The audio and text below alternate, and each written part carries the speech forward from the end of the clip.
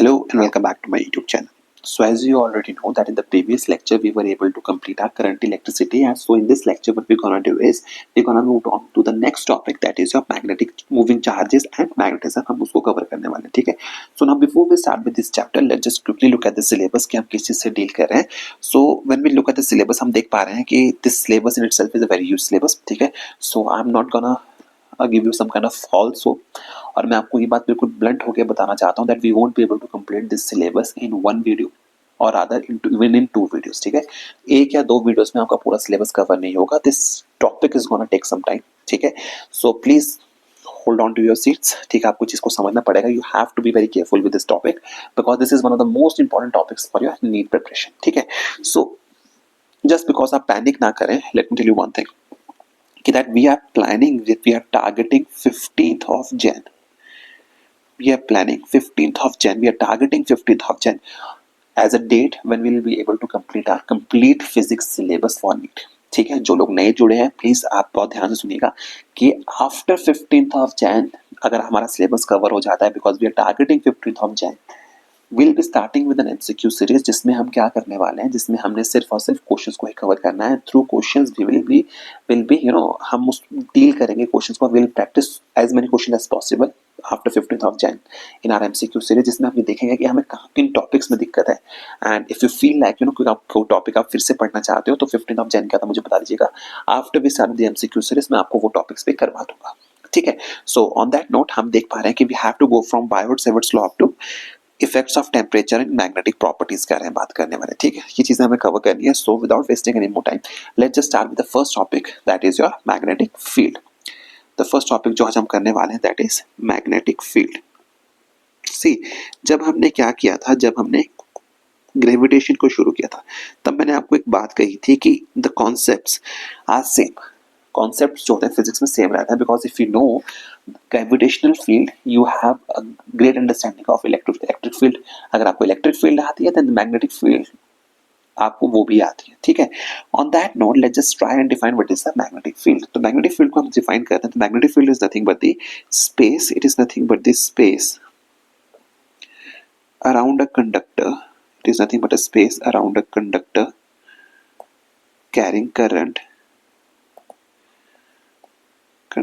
carrying current or space around a magnet in which its magnetic effects can be felt. Its magnetic effects can be felt. ठीक है. अब यहाँ पे मैं आपको एक चीज बताना चाहता हूँ. सी, मैंने आपको स्टार्टिंग से ही कहा है फिजिक्स में जो आपके डेफिनेशंस होते हैं they play a very major part. अगर आपको डेफिनेशंस की क्लैरिटी है that means you have a conceptual clarity of that topic. क्योंकि आपको डेफिनेशंस क्लियर है कि वो क्या बोलना चाहता है, only then you will be able to grasp the concepts कि आपको क्या बोल रहा है वो, ठीक है. And only after that you will be able to solve your conceptual और assertion and reason type of questions, ठीक है. So let's just quickly look at this definition कि मैग्नेटिक फील्ड को कैसे डिफाइन कर रहा है. See, magnetic field is defined as a space around a current carrying conductor. इस चीज का ध्यान रखना है that it is only the current carrying conductor that produces the magnetic field. कोई भी कंडक्टर जिसमें करंट फ्लो नहीं कर रहा है that won't be able to produce your magnetic field. यानी कि किसी भी कंडक्टर से अगर आपको मैग्नेटिक फील्ड को प्रोड्यूस करना है द करंट का फ्लो वहां से मस्ट है, ठीक है. तो flow of current is absolute necessity, ठीक है, for a conductor to produce a magnetic field. यहाँ से आपको एक चीज आपको ये पता लगती है. Secondly it is also defined as a space around a magnet. यानी कि अब आपको मैग्नेटिक फील्ड को डिफाइन करना is nothing but the space around a current carrying conductor या किसी मैग्नेट के अराउंड का स्पेस जहां पे आप मैग्नेटिक इफेक्ट को स्टडी कर पाते हो, that is your magnetic field, ठीक है. सो आई होप आपको ये चीज क्लियर हुई, ठीक है. Now let's move to the next topic, that is your force on a moving charge in a magnetic field. Now let's just move to the next topic, that is your force on a moving charge in a magnetic field. Now see, this is a very important topic. This is actually a very important topic. अब देखिए, अब आपको एक बात समझनी पड़ेगी कि कुछ टॉपिक्स ऐसे होते हैं जिसको बच्चे ना सिर्फ ऐसे हवा में पढ़ के चले जाते हैं. दे फील लाइक कि हमें याद है, ठीक है, ऐसा नहीं है। अगर आप इन टॉपिक्स को फिजिक्स में खासकर जो ये आपका टॉपिक है मूवी मैग्नेटिज्म एंड मैटर, अगर आप इसको बहुत ध्यान से नहीं करेंगे, आपको ये टॉपिक सिर्फ हार्डली 1 या 2 दिन के लिए याद रहेगा। After that you will B you'll be forgetting each and every concept. ठीक है, so you have to be very careful when dealing with this chapter especially. Okay, so in order for us to define the to find the value of force on a moving charge in a magnetic field, ठीक है, अब इसको समझने के लिए तो हम क्या करते हैं, let's just take a coordinate system. ठीक है, let's just say this is a coordinate system. ठीक है, but this is your x-axis. Here we have your y-axis and here we have your z-axis. ठीक है, अब ऊपर में आपको एक बात बताना भूल गया कि the magnetic field is denoted by a symbol B vector. This is your magnetic field. आप इसको क्या बोलते हो, magnetic field बोलते हो। ठीक है, so आप इसको अगर समझते हैं, ठीक है, अब आपको एक बात समझनी पड़ेगी। Let's just say we have the direction of magnetic field along y-axis. हम एक बात assume करते हैं that magnetic field is along your y-axis. ठीक है, and a particle or rather I should say a charge, let's just say a charge q is moving along this direction. A charge q is moving along this direction. This is the direction of a moving charge. ठीक है, and since charge is moving along this direction, let us suppose that it is making an angle theta with magnetic field. It is making an angle of theta with magnetic field and magnetic field is along y axis. I hope ये बात आपके लिए clear होगी। ठीक है, अब आपके लिए क्योंकि ये बात क्लियर हो गई, ठीक है, आपको ये चीजें भी पता है। ठीक है, अब आपको एक बात समझनी पड़ेगी, whenever a charge is moving in a magnetic field at a particular angle theta, अब आपको एक बात समझनी पड़ेगी at an angle theta, और इसमें भी एक लिमिटेशन होती है जो हम इस डेरिवेशन के लास्ट में समझेंगे। तो एक क्या होगी, आपके पास मैग्नेटिक फोर्स प्रोड्यूस होगी, आपके पास मैग्नेटिक फोर्स प्रोड्यूस होगी which is given by your right hand thumb rule, and let's just say that the direction of the force that is acting on this charge is along this direction. This is your direction of force. This is your F vector. ठीक है, and here we have V vector. अब क्या है, हम V vector को resolve कर सकते हैं with this as your V cos theta and here we have V sin theta. ठीक है, ये बात भी क्लियर हुई आपके पास। This is your V sin theta. ठीक है, अब आपको एक बात समझनी है, अब आपको बहुत ध्यान से सुनना है कि experimentally it has been found that the force acting on a charged particle moving in a magnetic field is proportional to the value of that charge is proportional to V sin theta.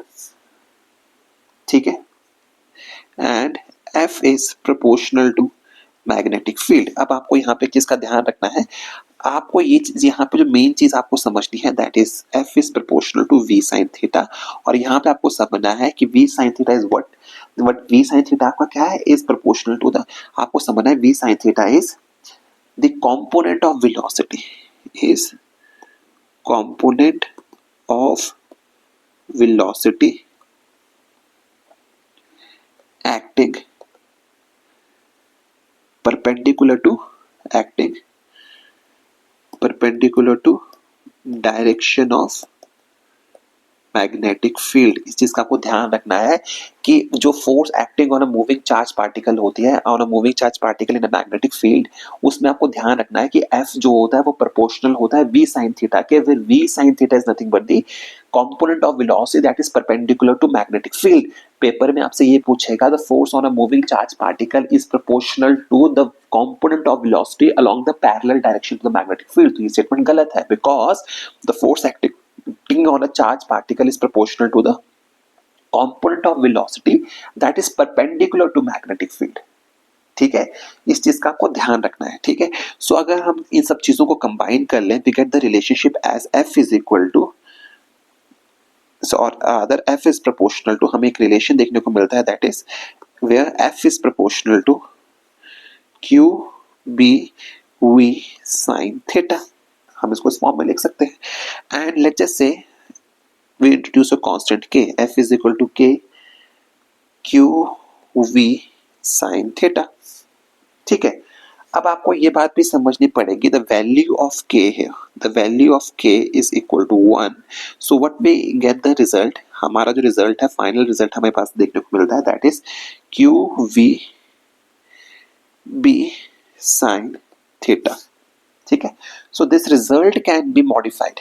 आप क्या कर सकते हो, please make sure that you can modify this result into, this result can be modified into f of vector as q v vector cross b vector। ठीक है, आपको इस चीज का ध्यान रखना है।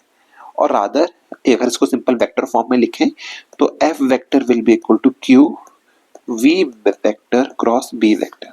ठीक है, और आई होप मुझे आपको ये बताने की जरूरत नहीं है, in cross product the order of the vectors matter, order matter करता है, it can never be B cross we.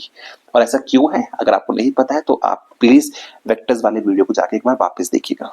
ठीक है, ऑर्डर इंपॉर्टेंट है, इस चीज का आपको ध्यान रखना है। I am repeating myself, in while dealing with vectors the order in which the vectors are arranged in cross product, when we are dealing with cross product, the order in which the vectors are arranged, that is really important.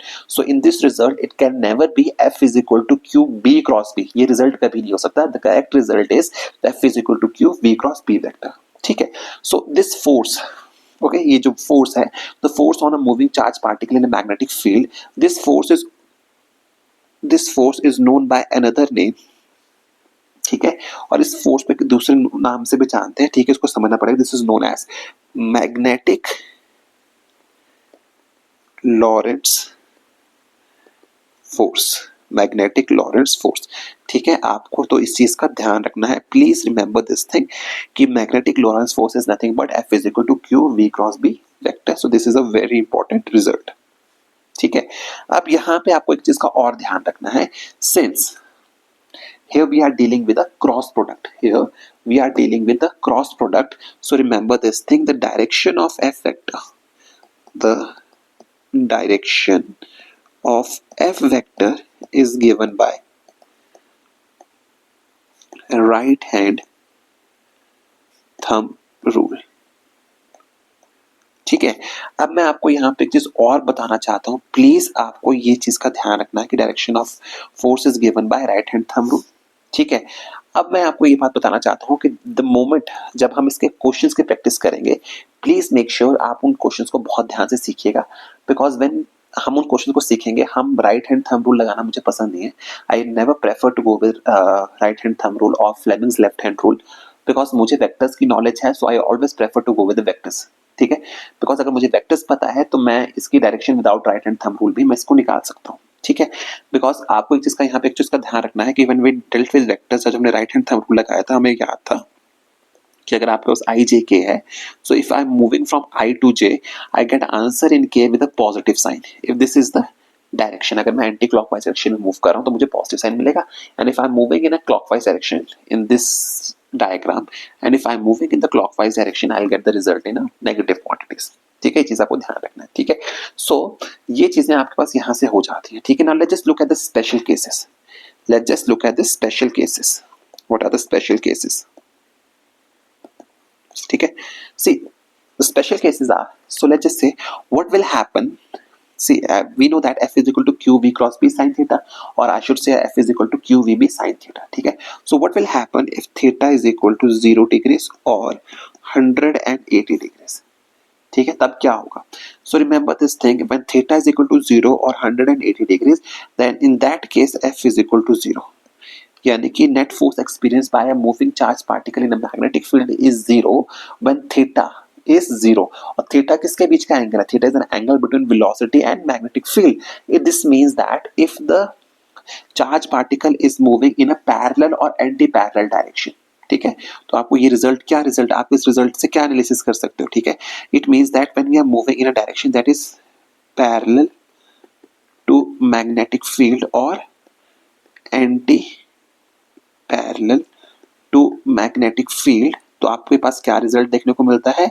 In that case F vector का जो magnitude होगा that will be equal to 0, that this means that no force is required to move a charge particle in a direction that is parallel or anti-parallel to the magnetic field। I hope ये बात clear हुई कि इसका मतलब आपको अगर आपको F vector की वैल्यू 0 मिल रही है for theta is equal to 0 and 180 degree, इस बात का मतलब ये है कि अगर आप चार्ज पार्टिकल्स को मूव करना चाहते हो in a direction that is parallel और anti parallel to the direction of magnetic field, आपको कोई भी फोर्स नहीं लगानी पड़ेगी। ठीक है, उस पार्टिकल पे कोई भी फोर्स नहीं लग रही है, वो अपने आप उस तरह से मूव कर सकता है। ठीक है, similarly what will happen if theta is equal to 90 degree? So when theta becomes 90 degree, what happens is sine of 90 is equal to 1. So this implies in this case the value of f will be qvb, and this is the maximum value. This is your maximum value. इस बात का मतलब ये हुआ कि जब आपका theta is 90 degree then the charge particle will experience the maximum force when moving inside a magnetic field. ठीक है, ये चीज क्लियर हो गई। Similarly what will happen if theta is equal to 270 degrees. So when theta is equal to 270 degrees, अब आपको एक बात समझनी पड़ेगी, फॉर साइन 270 डिग्री वो किसके बराबर होता है? -1 के बराबर होता है। This implies in this case आपको समझना पड़ेगा, अगर आपके पास ये केस होगा देन एफ की वैल्यू कितनी हो जाएगी? -QVB। ठीक है, आपको ये चीज क्लियर हो गई। ठीक है, फाइनली आपको एक चीज का और भी ध्यान रखना है कि if V is equal to 0, अगर आपके पास कुछ भी एंगल हो but V is equal to 0 है, if V is equal to 0, in that case also, अगर आपकी V की वैल्यू भी 0 है, in that case also F is equal to 0, आपकी F की वैल्यू तब भी 0 है। अगर F की वैल्यू तब आपका 0 आ रही है for velocity of particle equal to 0, इस बात का मतलब क्या है? What inferences can be drawn from this statement? इस स्टेटमेंट से आपको ये इन्फ्रेंसेस मिल पा रहे हैं कि that the charge particle is at rest in a magnetic field. ठीक है, यहां से आपको ये इन्फ्रेंसेस मिल रहे हैं कि that if a charge particle is at rest in magnetic field,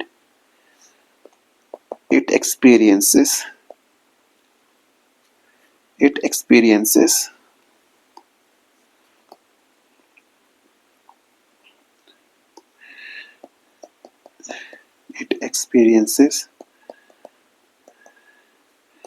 no force। ठीक है, इस चीज का आपको ध्यान रखना है। ठीक है, सो अगर मैं इस पूरे रिजल्ट को, ये जो हमने अभी तक पढ़ा, अगर मैं इसको एनालाइज करने की कोशिश करूं तो आपको एक चीज का ध्यान रखना है, if a charge particle moving inside a magnetic field experiences no force, अगर आपकी एफ की वैल्यू 0 निकल के आ रही है for a charge particle moving inside a magnetic field, तो आपके पास तीन में से एक रिजल्ट होगा। आपके पास तीन कंडीशंस बनती है for F is equal to 0, that is either theta is equal to 0 degrees और theta is equal to 180 degrees, और क्या निकल के आ रहा है? V is equal to 0, या पार्टिकल आपका स्टेशनरी है। तो आपके पास ये कंडीशंस आपको देखने को मिलती है। ठीक है, अब यहाँ पे एक चीज मैं आपको और क्लियर कर देना चाहता हूं। ठीक है, the direction of force can also be given by Fleming's left hand rule। ठीक है, and as I have already mention, मैं कभी इन रूल्स को यूज नहीं करता, सो आई प्रेफर कि आप भी यूज ना करें, because if you have a command over vectors आपको ये रूल्स लगाने की जरूरत नहीं होती। And we will see about this thing कि किस तरह से आपको वेक्टर्स जो होते हैं हेल्प करते हैं इन फाइंडिंग दिस डायरेक्शंस। ठीक है, और वो किस तरह से निकालते हैं, वो जब हम क्वेश्चंस को प्रैक्टिस करेंगे तब हम उसको सीखेंगे। ठीक है, so I am repeating myself, Fleming's left hand rule or right hand rule, जो भी ये rules होते हैं, I never prefer and I never advise to go with these rules because the probability of getting a wrong answer is high। ठीक है, so I always prefer that you use vectors। ठीक है, if you are finding it difficult how to use vectors to find the direction of the force, please wait for 1 or 2 videos। ठीक है, जब हम उन questions की practice करेंगे then I'll tell you how you can find the values of forces using the vector quantities, or rather how you can find the values of the force experienced by a moving charge particle with the help of vectors। ठीक है, तो हम उसको करेंगे। तो मैं आपको यहाँ पे फॉर नॉलेज से आपको बता रहा हूँ कि क्या चीजें होती हैं। So you should always remember this thing कि ये जो हम बात करते हैं, तो यहाँ पे आपको चीज का ध्यान रखना है, thumb that gives the direction of force. ठीक है, ये चीज क्लियर होगी। The first finger this gives you the direction of magnetic field, and the central finger gives you the direction of velocity in which the particle is moving. ठीक है. Besides that, आपको ये बात भी पता है कि यूनिट्स ऑफ मैग्नेटिक फील्ड क्या होते हैं? That is tesla. Units of magnetic field are tesla. ठीक है. एंड इन सीजीएस सिस्टम यहाँ लिख ही लेते हैं. अगर हम यूनिट्स की बात करते हैं तो remember in SI system the units of magnetic fields क्या होते हैं? टेस्ला होते हैं, which is denoted by capital T. But when we deal with in CGS system, the units of magnetic fields are Gauss, which are written as G. And always remember this conversion that 1 Gauss is equal to 10 raised to power minus 4 Tesla. इस चीज का आपको हमेशा ध्यान रखना है. ठीक है. एंड एक चीज का आपको और चीज पता होनी चाहिए कि what are the dimensions of B vector. And when we talk about the dimensions of B vector, तो ये चीजें आपको आनी चाहिए because these kinds of question can be asked in your final examination. So always remember that dimension of B vector is MA minus 1 P minus 2. ठीक है. इस चीज का आपको ध्यान रखना है. ठीक है. Now ये सब चीजें हमने कवर कर ली. ठीक है. Now before we move forward, हम अगर अगले टॉपिक पे जाने से पहले कुछ चीजों को एक बार डिस्कस कर लेते हैं. ठीक है. Which are let's just discuss how the magnetic field links to electric field. हम उनको कैसे स्टडी कर सकते हैं. ठीक है. So remember the first topic which you gonna study is the magnetic field has some, or rather I should say that, please, I apologize for this thing. You should simply remember that what are the similarities between electric field and magnetic field.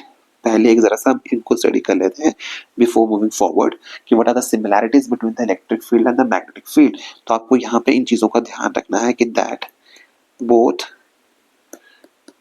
Electric field and magnetic field are vector quantities. These are your vector quantities. ठीक है. Secondly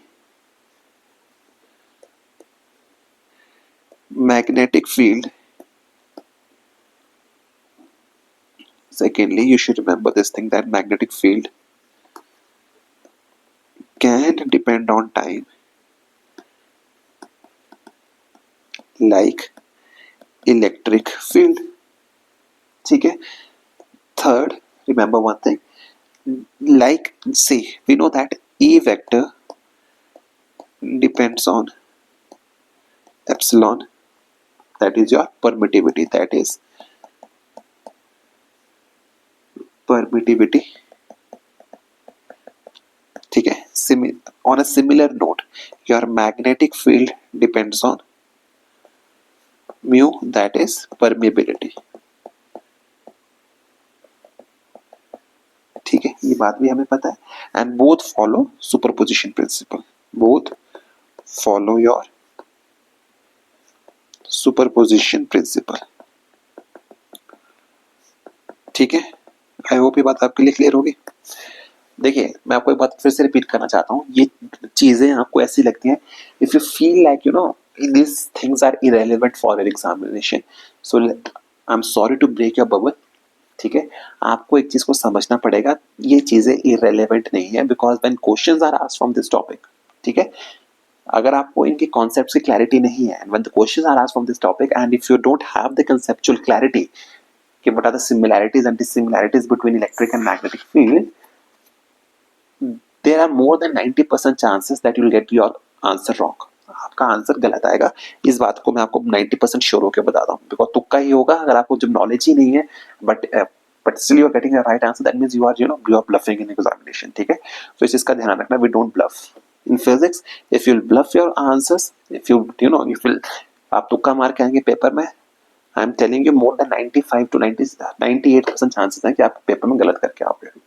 ठीक है. तो आई hope ये बात आपके लिए clear होगी. ठीक है. एंड हमने एक टॉपिक और पीछे पढ़ के आए हैं, दिस इज वेरी इंपॉर्टेंट. हम ये पढ़ के भी आए हैं पीछे क्या पढ़ के आए थे हम पीछे? इंपॉर्टेंट जो चीजें हमने पढ़ी थी, that f is equal to 0 when either v is equal to 0, when theta is equal to 0 degree or 180 degree. When v is equal to 0, meaning that when particle is static. इस बात का मतलब क्या है कि when a static particle is placed in a magnetic field, the net force experienced by that particle is equal to 0. Similarly, when particles are moving in a parallel and anti-parallel direction, then the net force is equal to 0. ठीक है, ये चीजें हम पढ़ के आए पीछे से, ठीक है. So now what we gonna do is we gonna move on to the next topic, that is your Biot Savart's law. ठीक है, and remember this thing, this is a very important law. ये इस टॉपिक का one of the most important chapter, इस पूरे chapter का सबसे important topic है, आपको जिसका ध्यान रखना है. And let's just say this is your most important topic. What is your most important topic जो भी हम पढ़ने वाले हैं? That is nothing but your Biot Savart's law. Biot Savart's law, ठीक है, ये बहुत ही इंपॉर्टेंट चीज है. So please make sure you listen to me very carefully. Okay, now before we start with Biot-Savart's law, कि Biot-Savart's law क्या होता है, क्या चीजें हमें इसमें निकालने में हेल्प करता है, please remember that the Biot-Savart's law is also known as Laplace law. ठीक है, ये चीज भी आपको ध्यान रखनी है कि Biot-Savart's law is also known as your Laplace law. ठीक है.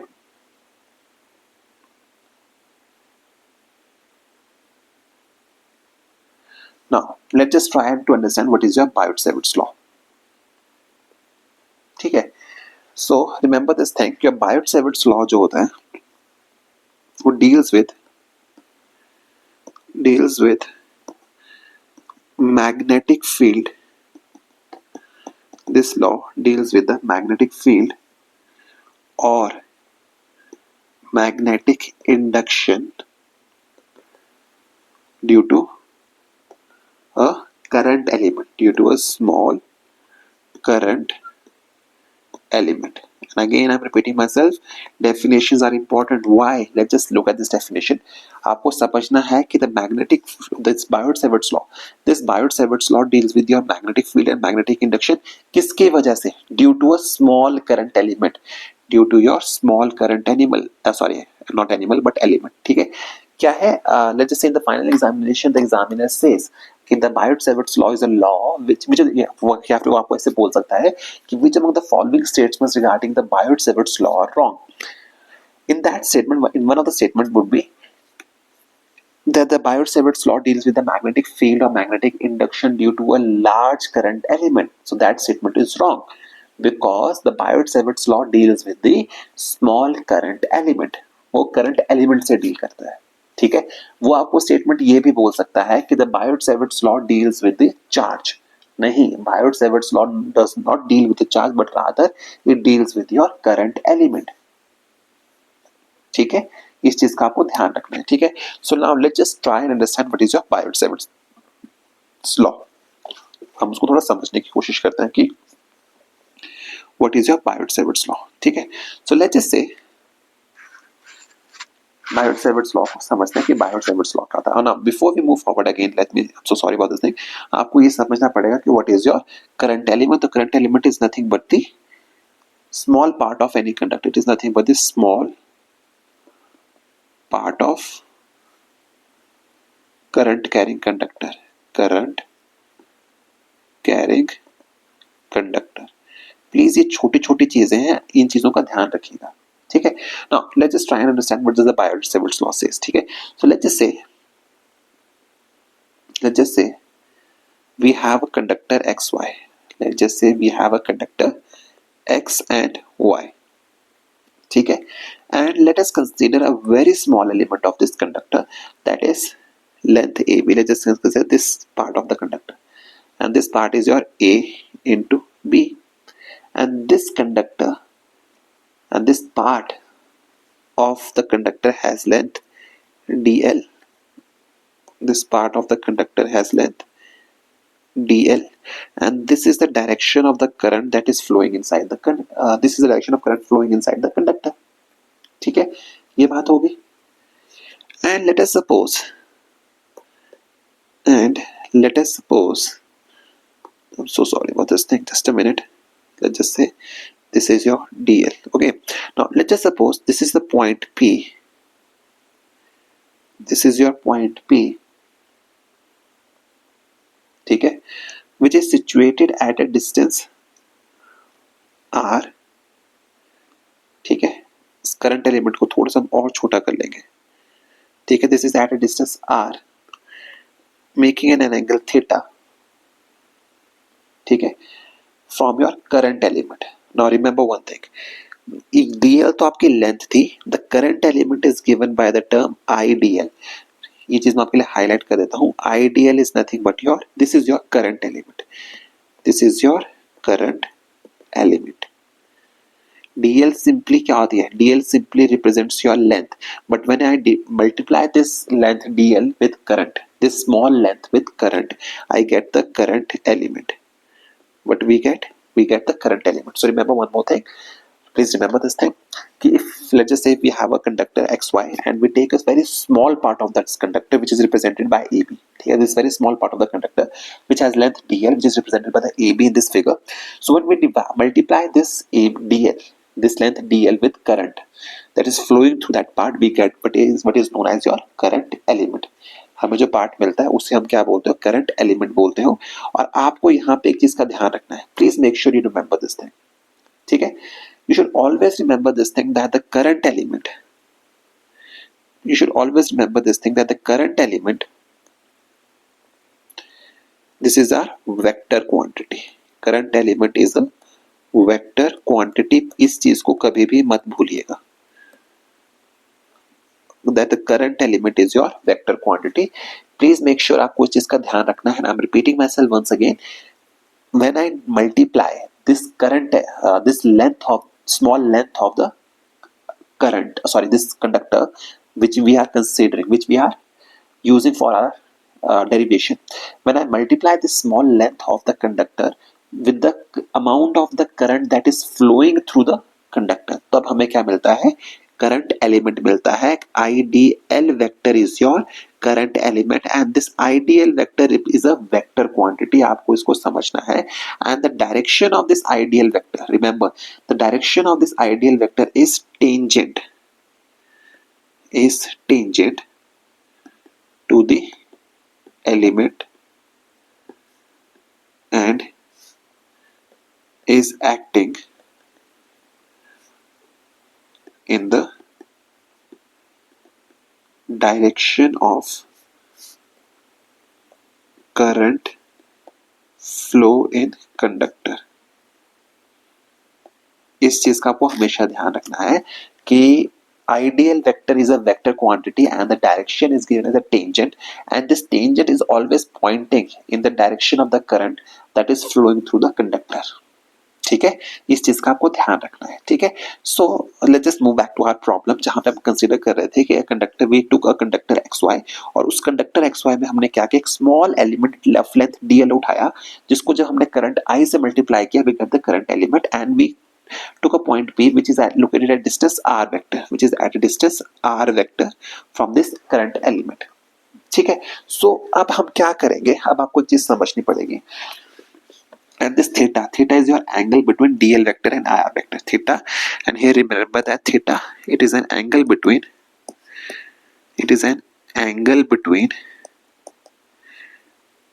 r vector and dl vector. ये चीजों का आपको ध्यान रखना है. ठीक है, सो according to Biot-Savart's law, according to your Biot-Savart's law, ठीक है, अगर हम बायोट-सेवर्ट्स लॉ के अकॉर्डिंगली चलें, वी फाइंड दैट, हमें एक चीज का एहसास होता है. We find that number 1, dB is proportional to I, that is your magnetic field induction या magnetic field intensity भी हम इसे, density भी हम इसे बोलते हैं. Secondly, dB is proportional to dl. Third, dB is proportional to sine theta. And fourth, dB is proportional to 1 over r square. And before we move forward, मैं आपको यहाँ पे एक चीज और लिख देता हूँ कि here dB, इस चीज का बहुत ध्यान रखिएगा. What is dB? You must remember this thing that dB represents your magnetic field induction. this represents your magnetic field induction, or this is also known as your magnetic, this is also known as your magnetic flux density. Flux density. अब मैं यहाँ पे आपको एक चीज बता देना चाहता हूँ. If in the final examination, if the examiner says that the magnetic flux density of a point is given by this much, तो आपको ध्यान रखना है कि when he is talking about the magnetic flux density, he is talking about dB. Similarly, if he is talking about magnetic field induction, he is talking about dB. अब आपको ये चीज मैं आपको क्यों बता रहा हूँ? Because in the final examinations, more than 90% students get confused what is given in the question because they don't understand, because they have never studied what is the meaning of, because उनके लिए B vector क्या है? Magnetic field है. So always remember this thing. dB represents your magnetic field induction or it represents your magnetic flux density. तो आपको इन चीजों का ध्यान रखना है. ठीक है? So what we're gonna do is now let's just move to the problem in hand. So what we're going to do is we're going to multiply all this problem. We're going to combine all these factors to get the value of dB as d proportional to IDL sin theta over r square. ठीक है? और this can be written as dB is equal to k IDL sin theta over r square. ठीक है? अब यहाँ पे आपको एक चीज का और ध्यान रखना है. K is a constant quantity. K here is a constant quantity and the value of K depends on the system of units in which you are dealing with. In the system of units you are dealing with, you should always remember this thing. K, this is your constant of proportionality. You should always remember this thing, that the value of K, remember this thing, the value of K in this case depends on the system of units in which you are dealing with. System of units, ठीक है, depends on the system of units with which we are dealing. ठीक है? अब system of units पे किस तरह से depend करता है हम इसको भी स्टडी कर लेते हैं. You should always remember this thing when we are talking about system of units, we are talking about your SI system और CGS system. SI system or CGS system. So when we are dealing in SI system, that K is equal to mu naught upon 4 pi. ठीक है, मैं इसको थोड़ा ध्यान से लिख देता हूँ, अच्छे से लिख देता हूँ. That is, if we are dealing with, please remember this thing, if we are dealing in a SI system, K is equal to mu naught upon 4 pi, and if we are dealing in CGS system, remember this thing, K is equal to 1. ठीक है? तो अब आपको यहाँ पे मैं आपको ये चीजें मैंने आपको इसलिए बताई हैं, प्लीज मेक श्योर कि मैंने आपको ये चीजें क्यों बताई हैं. The only reason I have told you all these things because when you are solving some kind of a question, you are solving some kind of a numerical problem in your final examination, if the answer is in CGS system, you can directly substitute the value of K is equal to 1, you will directly solve the values. But if you are dealing in SI system, you have to take the value of K as mu naught upon 4 pi. आपको उस चीज का ध्यान रखना है. ठीक है? So let's just say we are dealing with CGS system. जब आप when you are dealing in SI system, let's just take we are dealing in SI system. ठीक है? जब हम डील कर रहे हैं, so in SI units, so when we are dealing in SI units, the value of dB will be equal to mu naught upon 4 pi into IDL sin theta over r square. ठीक है? ये बात clear हुई? And in this equation please remember that value of mu naught upon 4 pi is equal to 10 raised to power minus 7. The value of mu naught upon 4 pi is 10 raised to power minus 7 Tesla per ampere meter. Okay? Or which is equal to 10 raised to power minus 7 Weber per ampere per meter. इस चीज का आपको हमेशा ध्यान रखना है. इन चीजों को कभी भूलिएगा मत. Please make sure that you remember this things till your examination. उसके बाद भूल जाओ तो कोई दिक्कत नहीं है. ठीक है? आई होप इतनी बात आपको क्लियर होगी. ठीक है? अब यहाँ पे थोड़ा सा इसको और मॉडिफाई करते हैं. Let's just try and modify this equation a bit more. ठीक है? कैसे इसको समझते हैं. We can also write this equation in CGS system. So in CGS system, when we are dealing this equation in CGS system, please remember this thing. The value of dB is equal to IDL sine theta over r square. It is written as IDL sine theta over r square. तो I hope इतनी सी बात आपको clear हो चुकी होगी अभी तक. कोई डाउट्स अभी तक आपको यहाँ नहीं आएंगे. आई एम रियली होपिंग कि ये चैप्टर आपको अच्छे से अभी तक समझ आ रहा होगा. ठीक है. सो these are the results, but these are simply the magnitudes. ठीक है. अब एग्जामिनर जो है फाइनल एग्जामिनेशन में he can ask you to write this result in your vector form. He can simply ask you which of the following quantities, which of the following options clearly represents the Biot-Savart's law in your vector form. So remember this thing, in vector form, as I've already mentioned, the examiner can ask from you to which of the following options represents the Biot-Savart's law in vector form. So remember, in vector form, the Biot-Savart's law is written as dB vector is equal to mu naught upon 4 pi into I into dl vector cross r vector over r cube. ठीक है. And I hope and I am really hopeful कि आपको इस चीज का एहसास हो कि how we got the value of R cube. हमें आर क्यूब की वैल्यू कैसे मिली. आई होप आपको इस चीज का ध्यान होगा. ठीक है. तो ये चीज आपको समझ में आ गई. ठीक है. So when we look at this equation, or rather I should say when you look at this result, we find that the value of dB vector, is given in the form of in a cross product between dl vector and r vector. ठीक है. हमें क्या मिल रहा है, cross product की form में मिल रहा है. So remember this thing, this is very important. The direction of dB vector, please remember, the direction of dB vector can be given from right hand thumb rule. This direction can be given in the form right hand rule or right hand thumb rule. ठीक है. And you should always remember that dB vector is always along the direction of cross product of dl vector and r vector. इस चीज का आपको ध्यान रखना है. ठीक है. आई होप ये बातें आपके लिए क्लियर हो चुकी होंगी. ठीक है. Now let's just move on to the next topic, that is थोड़ा सा को और आगे कंटिन्यू करते हैं. ठीक है. अब इस टॉपिक की थोड़ा let's just move toward the specific results from this topic. ठीक है. Now the first topic which I am gonna study is that is your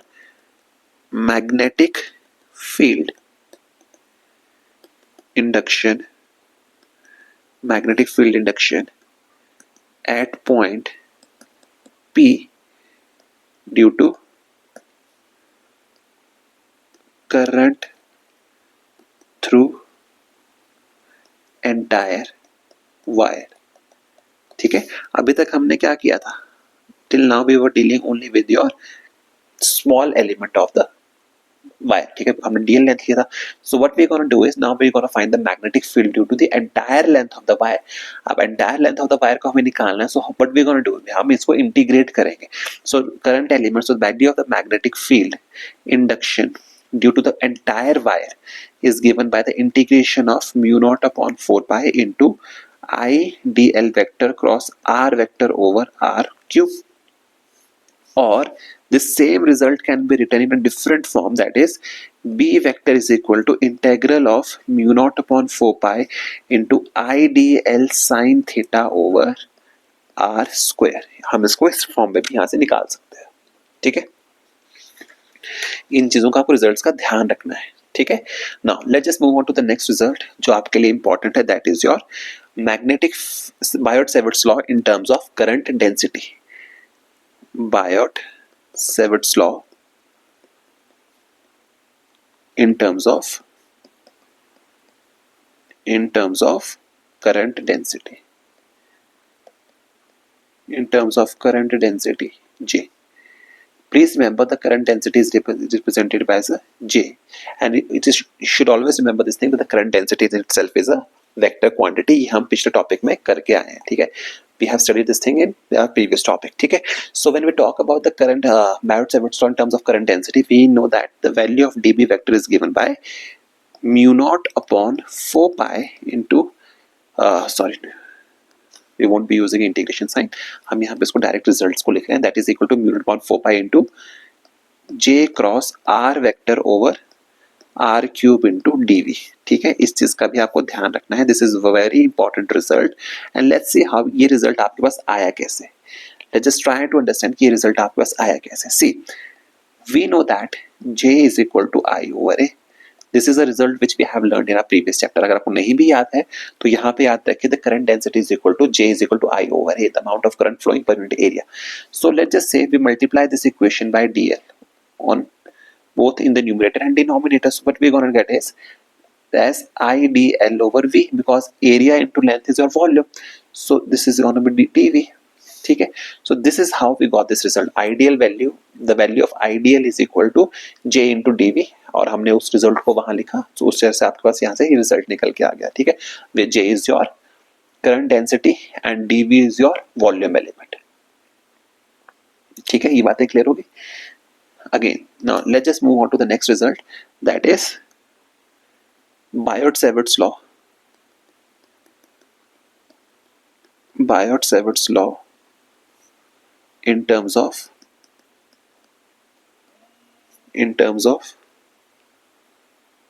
charge and velocity, in terms of your charge and velocity v.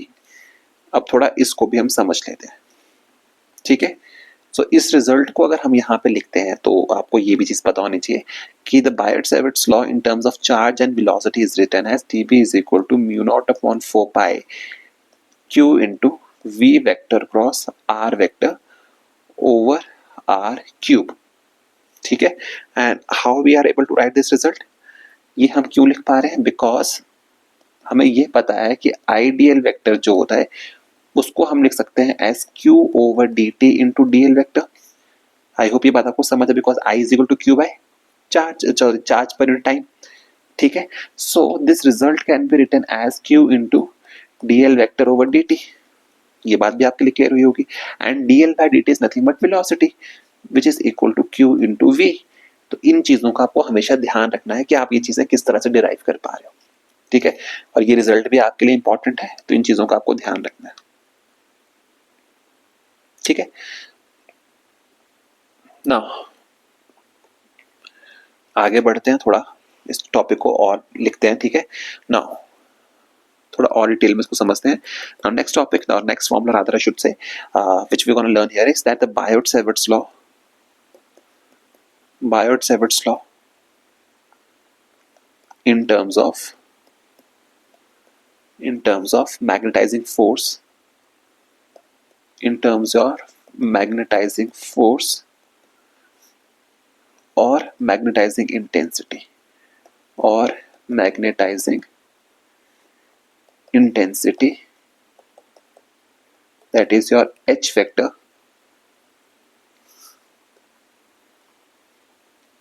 of magnetic field, ठीक है.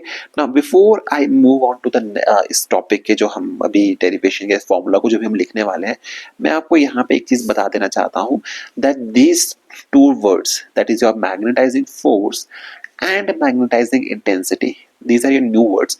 इनको अभी आप सिर्फ ऐसे ही याद रखिएगा, ठीक है. बिकॉज ये टॉपिक जब इंट्रोड्यूस होगा तभी इसको पढ़ने का फायदा है, अदरवाइज आपको अभी आप पढ़ोगे बाद में भूल जाओगे, ठीक है. So we gonna deal with this topics of what is magnetising force और other what is your magnetising intensity in the next videos which I'm gonna make.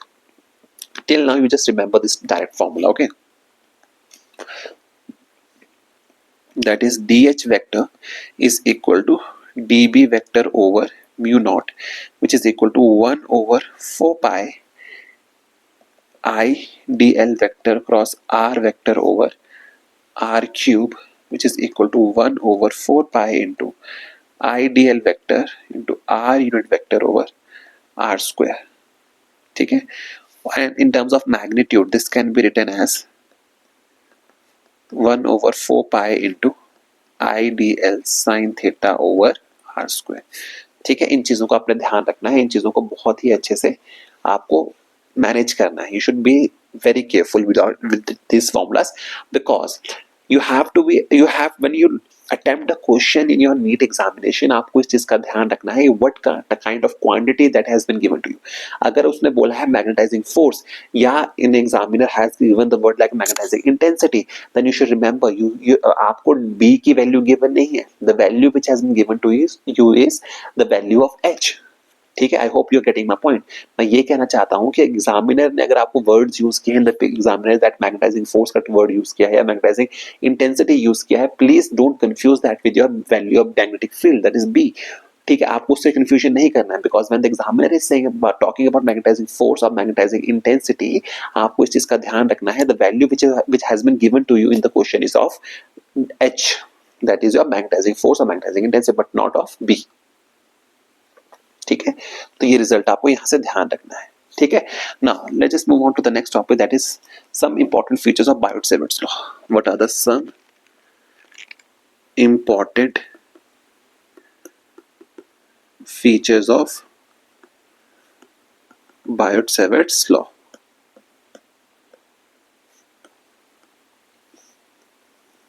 What are the some important features of Biot Savart's law? ठीक है, now these are very important. ठीक है, these are very important, so make sure you write all these points in your notes. अगर आप लिखना चाहते हो, if you are referring to a reference book, तो वो भी well and good.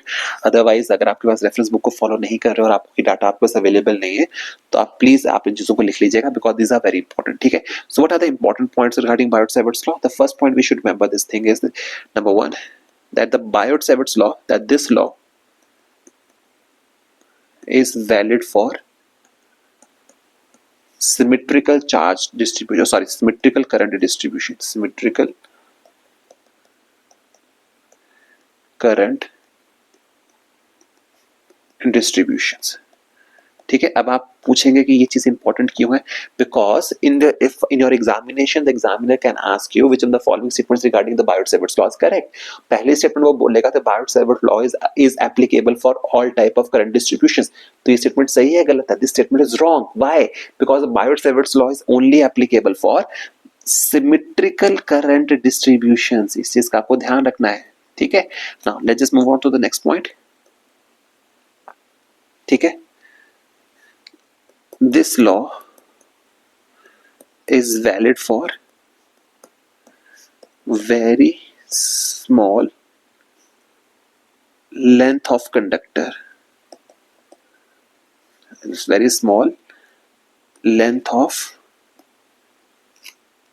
conductor carrying current, of conductor carrying current. ये चीज हमने पहले भी डिस्कस की थी, because in the definition itself it has been mentioned that the Biot-Savart's law is valid for your very small current carrying conductor. ठीक है, ये बात क्लियर होगी. Let's just move on to the next point. ठीक है, that is this law cannot be easily verified. This law cannot be easily verified. ठीक है, आपको चीज का ध्यान रखना है. अब आपसे पूछेगा क्यों नहीं कर सकते? This law cannot be verified experimentally. Experimentally, अब ऐसा क्यों है? Because ये चीज भी याद रखिएगा, because this is very important for your assertion and reason. Similar, because simple question can be asked in your assertion and reason, because he will say that it is very difficult to prove the Biot-Savart's law experimentally. If this is your assertion, so what will be the reason? The reason will be because the current carrying conductor of very small length cannot be obtained practically, because the current carrying conductor of very small length cannot be obtained practically. So this is very important. ठीक है, इस चीज का आपको ध्यान रखना है. ठीक है, now let's just move on to the next point जो आपको इस चीज में ध्यान रखनी है, which is very important, that this law is analogous to Coulomb's law in electrostatics. This law is analogous. This law is analogous to Coulomb's law in electrostatics. ठीक है, तो आपको वहां पे एग्जामिनर क्या देगा? Examiner will simply write in the question that which of the following law is analogous to Coulomb's law in electrostatics. तो आपको 3-4 नाम दे देगा. लेंज़ लॉ दे देगा, एम्पेयर सर्किटल लॉ दे देगा, बायोट-सैवर्ट्स लॉ दे देगा, and he will say that all of the above. तो आपका आंसर होगा only Biot Savart's law is analogous to your Coulomb's law in electrostatics. ठीक है, ये बात क्लियर होगी. ठीक है, उसके बाद आपको एक बात और समझनी है. Number 1, fifth, the direction of dB vector. ठीक है, direction of dB vector is perpendicular to both ideal vector and R vector. ये चीज भी आपको ध्यान रखनी है. It is perpendicular to both ideal vector and R vector. And similarly he can ask you what is the minimum value of. ठीक है, अब आपको यहाँ पे एक चीज और भी समझ लेते हैं.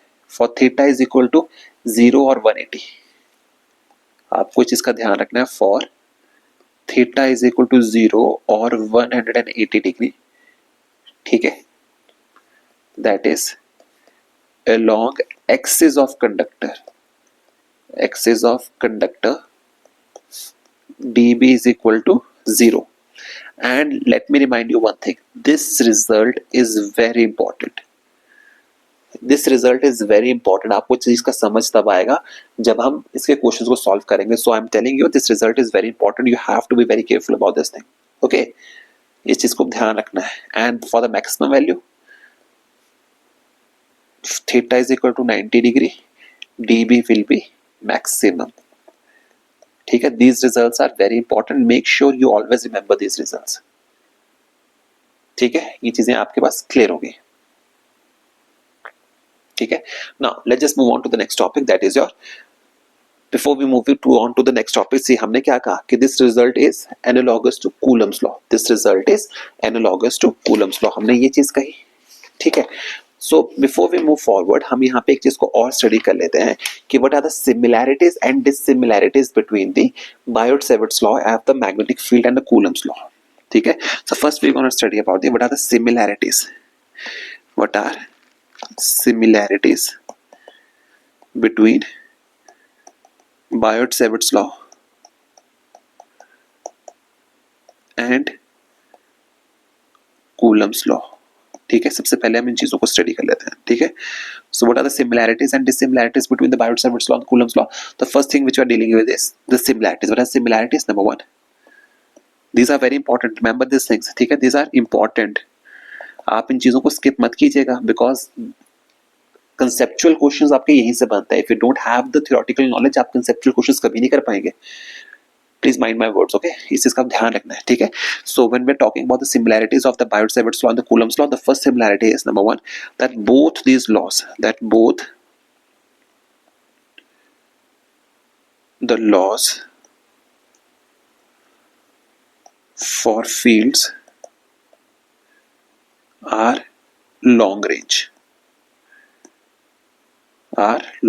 प्लीज इस चीज का आपको ध्यान रखना. शॉर्ट रेंज के लिए काम नहीं करते because it has dealing with 1/r² की ऑब्जर्वेशन के साथ डील करते हैं. ठीक है, secondly both follow superposition principle.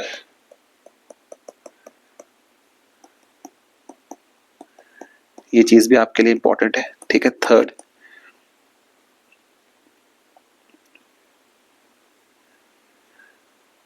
magnetic field is related linearly to its source, that is ideal vector. ये चीज हमें पता ही है. and electric field is related linearly to its source, that is charge. ठीक है, इन चीजों का भी आपको ध्यान रखना है। ठीक है, of all these 3 points the one point which is very important for you is that these laws are valid for the fields that are long range. ठीक है, this point is really important for you. ठीक है, now let's just look at the dissimilarities between them. Let's just look at the dissimilarities between Biot-Savart's law and Coulomb's law. What are the dissimilarities between both these laws? ठीक है, जरा सा हम इनको देख लेते हैं। ठीक है, so what are the dissimilarities? Number one, and this is very important. Okay, this is very important. Number one, electrostatic field is produced by a scalar source. Remember, electric field is produced by a scalar source. Okay, while on the other hand the magnetic field is produced by a vector source. ठीक है, and what was the scalar source? That was your charge, and the vector source is your current element, that is your ideal vector. ठीक है, this was a very important result. Now let's just move on to the next result जो आपके लिए और भी ज्यादा important है. This is very important result for you. Remember this thing, that electric field या फिर electrostatic field acts along the displacement vector, acts along the displacement vector, acts along the displacement. And what is your displacement vector? Displacement vector is nothing but a vector that joins the source to the point of observation, that joins the source to the point of observation, that is your displacement vector. While on the other hand the magnetic field acts along the direction perpendicular to plane containing ideal vector and r vector. ठीक है, इस चीज का ध्यान रखना. This is a very important result. ठीक है, that acts along and here it acts perpendicular to the plane containing ideal vector. And ठीक है, एंड लास्ट रिजल्ट जो आपके लिए इंपॉर्टेंट है, that is that the electric field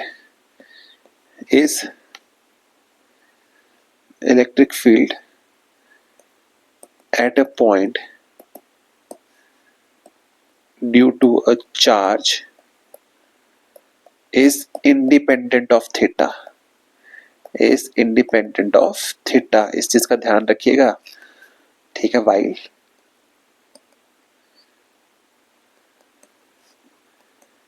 the magnetic field due to a current element depends on theta. ठीक है, and I really apologize for my handwriting. See, जितनी मर्जी कोशिश करो, आई एम रियली ट्राइंग कि मैं अच्छी हैंडराइटिंग में लिखूं, but I am so sorry. अगर आपको समझ नहीं आ रही तो आप प्लीज सुन के थोड़े रिजल्ट्स को ढंग से लिखिएगा. ठीक है, कोई दिक्कत हो तो प्लीज बताइएगा. ठीक है, I am really trying. Okay, now let's just move on to the next topic, that is your magnetic field to a straight wire current carrying current. That is your magnetic field due to a straight wire carrying current. See, when we are dealing with a magnetic field due to a straight wire carrying current, this derivation is not important for you. ये derivation आपके काम की नहीं है, because आपसे यहाँ पे direct results पूछे जाएंगे. ठीक है, आपको एक चीज का ध्यान रखना है. ठीक है, so what we gonna do is हम इसके डायरेक्ट रिजल्ट्स को याद करेंगे. ठीक है, so when we are talking about a magnetic field due to a straight current carrying conductor, तो आपको याद रखना है the value of B is equal to mu naught upon 4 pi into I over A into sine of phi 1 plus sine of phi 2. ठीक है ना। अब हम इसी में समझ लेंगे कि कौन सी चीज क्या है। ठीक है, अब आपको समझ लेते हैं। ठीक है, सो रिमेंबर हमें बाकी चीजें पता है कि what is mu naught upon 4 pi and I is nothing but the current flowing through a straight current carrying wire. ये चीज हमें पता ही है। So let's just try and understand what is phi 1 and phi 2। थोड़ा phi 1 and phi 2 को समझते हैं, आफ्टर दैट आपको ये चीजें समझ आ जाएंगी। ठीक है, सो in order for us to understand what is the meaning of phi 1 and phi 2, ठीक है, हम phi 1 and phi 2 को समझने की कोशिश करते हैं।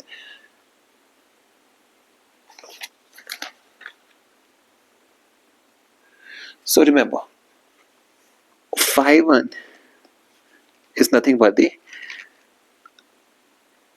angle that one end of wire makes with point of observation. Point of observation.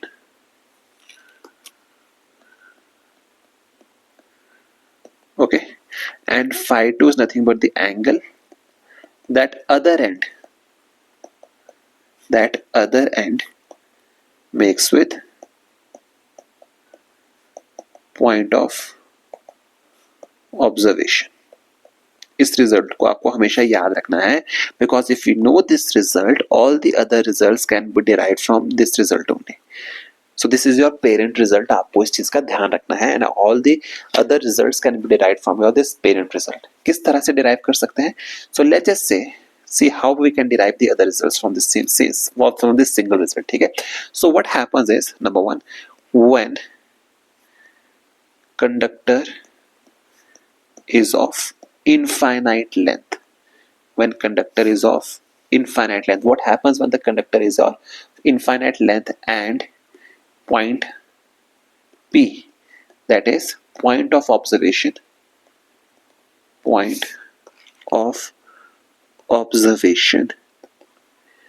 lies at center. The point of observation lies at the center or near the center. ठीक है, अगर आपके पास ये कंडीशन होगी, if a conductor is of your infinite length and the point of observation जो है वो लाई कर रहा है एट द सेंटर और near the centre, in that case always remember that if this is the case you must always remember that in this case phi 1 will be equal to phi 2 and that will be equal to 90 degree. So if we substitute these values in the parent result, we get the value of B is equal to mu naught upon 4 pi into I over A of sine 90 degree plus sine 90 degree, which is equal to mu naught upon 4 pi into 2I over A. See, कई books में ये जो result है, in some of the books this result is usually written as mu naught upon 2 pi into I over A. But let me just tell you one thing, I have always found it helpful to remember this result in this form. You know why? Because when we are dealing with this result, हमें पता है कि mu naught upon 4 pi की value हम simply 10 raised to power minus 7 put कर सकते हैं। ठीक है, but when you are dealing with the result of mu naught upon 2 pi I over A, आपको म्यू नॉट की वैल्यू आपको एक स्टेप एक्स्ट्रा करना पड़ता है और पेपर में आपके पास एक एक्स्ट्रा स्टेप करने का टाइम नहीं होता। You should always strive to reduce the number of steps. ठीक है, तो इस चीज का ध्यान रखना। You should always remember the results in this form, in the this highlighted form. You should always remember the results in this form only. Okay, please remember this thing. You should always remember the results in this form only. ठीक है, इसी तरह से आपको उन चीजों को याद रखना है। ठीक है, so now let's just move on to the next result. ठीक है, that is what will be the result when conductor is of your infinite length, when conductor is of infinite length and point P, that is your point of observation, lies near one end. वो किसी एक and की तरफ को लाई कर रहे हैं। For example जैसे if this is the wire is of your infinite length and the point P lies somewhere here. ठीक है, So if this is the case, this is your point P towards one end of the that conductor. If this is the case, in that case you should always remember this thing. In that case, phi 1 will be equal to 90 degree and phi 2 will be equal to 0 degrees. Phi 2 will be equal to 0 degrees. ठीक है,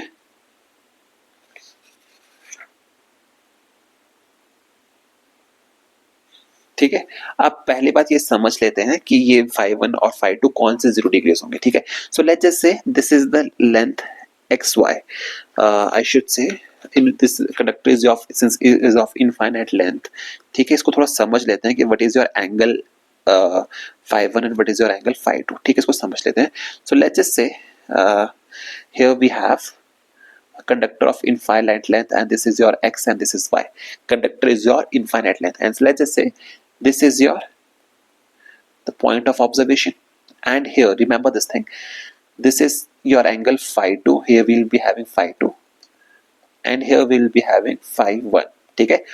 the angle that x makes with point P will be phi 1. Let's just say this is your phi 1 and the angle that y makes with your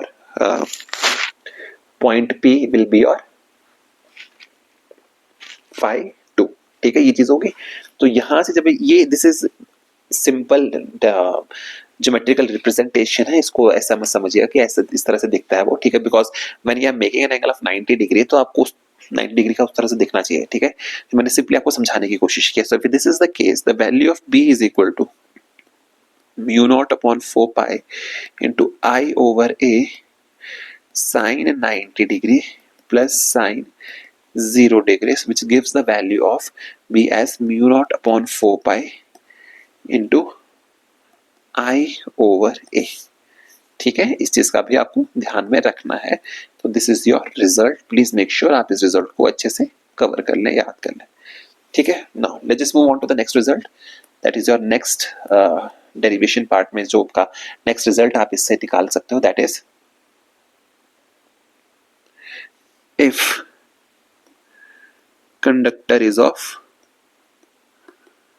remember is of finite, अभी तक हम क्या पढ़ के आए थे, infinite. Now let's just say if the conductor is of, or a conductor is of finite length, if your conductor is of finite length, say L, and point P lies at right bisector of conductor, right bisector of conductor. If this is the case, if the is of finite length and the point P lies at the what we call that, the right bisector, then you should always remember that phi 1 will be equal to phi 2, then that will be equal to phi, and sin phi is equal to L over 2 over under root of a square plus L by 2 का whole square, which is equal to L over under root of 4a square plus L, ठीक है, over L square, ठीक है।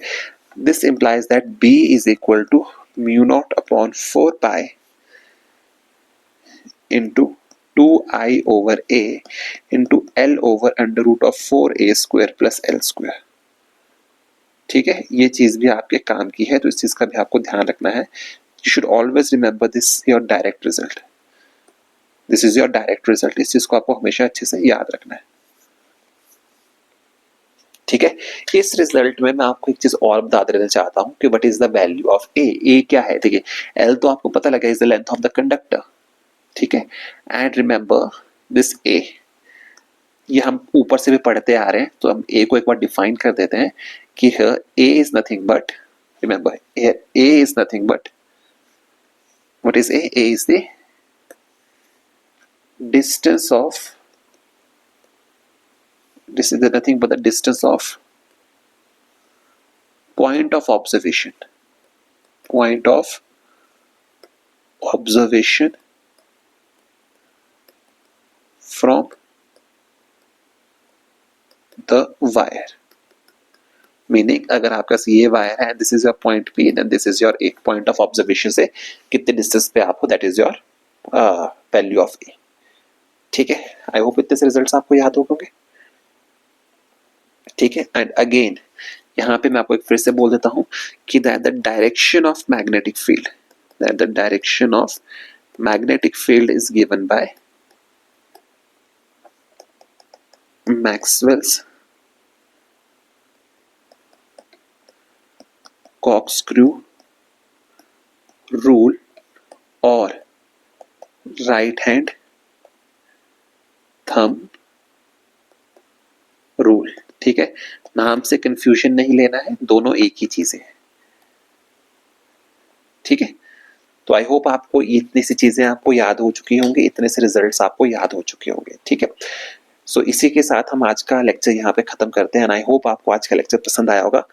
सो हम इसको आगे से कल कंटिन्यू करेंगे। ठीक है, सो प्लीज अच्छे से पढ़िएगा and make sure that you like, share and subscribe.